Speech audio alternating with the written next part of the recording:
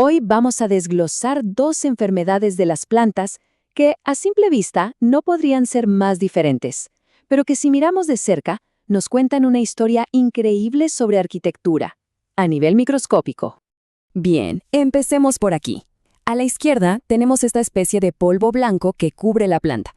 A la derecha, una lesión oscura, como una costra. Parecen dos problemas totalmente distintos, ¿verdad? Pues vamos a ver que su diferencia es mucho más profunda que el color. Entonces, ¿cuál es la diferencia real entre este polvillo y esta costra? La respuesta no está en lo que vemos a simple vista, sino en su estructura fundamental, en cómo cada hongo construye su hogar. Este será nuestro recorrido. Primero, vamos a conocer a los dos patógenos. Luego, nos meteremos de lleno en la arquitectura de la eudiosis y después en la de la sarna. Las compararemos frente a frente y terminaremos viendo cómo todo esto nos sirve, en la práctica, en el campo. Perfecto. Comencemos por el principio. ¿Quiénes son los responsables de estos síntomas tan opuestos?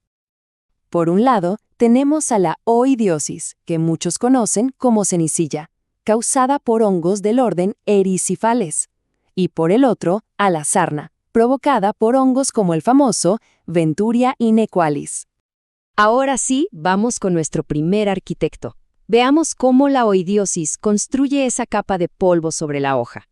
Y bueno, lo más evidente de la oidiosis es esto, este polvillo blanco, casi como talco, que le da el nombre de cenicilla. Es lo que todo mundo ve.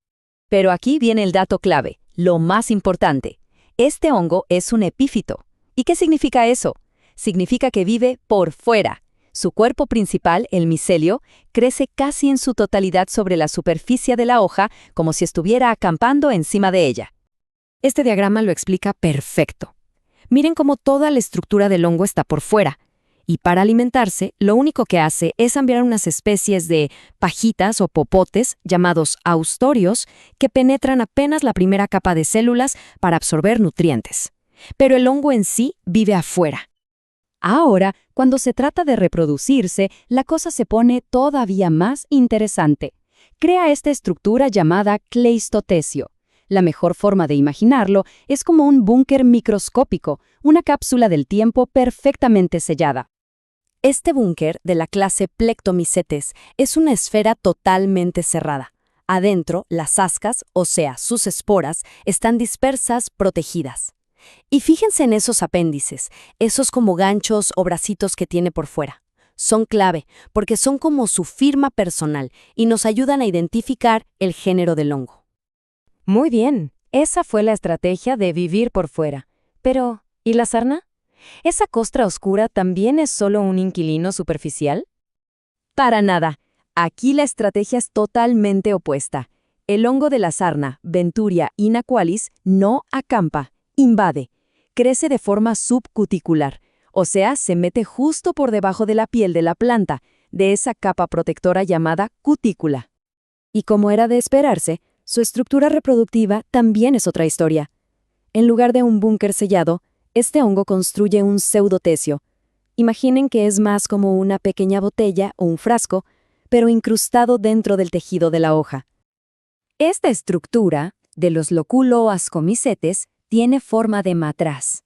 Dentro, las ascas no están dispersas, sino superorganizadas en una capa.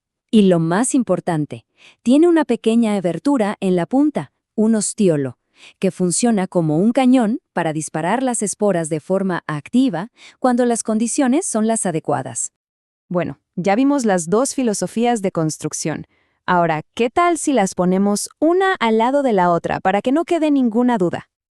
Esta tabla lo resume todo. La oidiosis, crecimiento superficial, epífito. Lo que vemos es un polvo blanco. Su estructura reproductiva, el cleistotexio, una esfera sellada que se rompe de forma pasiva. Por otro lado, la sarna, crecimiento incrustado subcuticular. Vemos una lesión oscura fija. Su estructura, el pseudotexio, un frasco que dispara activamente sus esporas. Son de verdad dos proyectos de arquitectura completamente distintos. Muy bien, toda esta biología es fascinante, pero ¿para qué nos sirve saber todo esto en el mundo real, en el campo?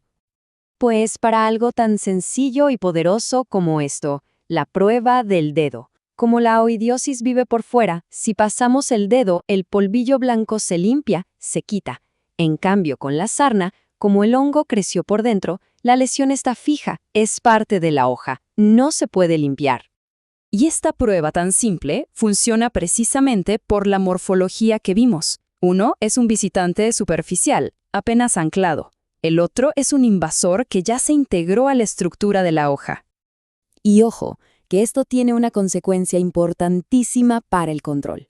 Esa capa polvorienta y cerosa de la oidiosis es hidrofóbica, que significa que cuando se aplica un tratamiento líquido, un spray, muchas gotas simplemente resbalan. La propia arquitectura del hongo dificulta su control.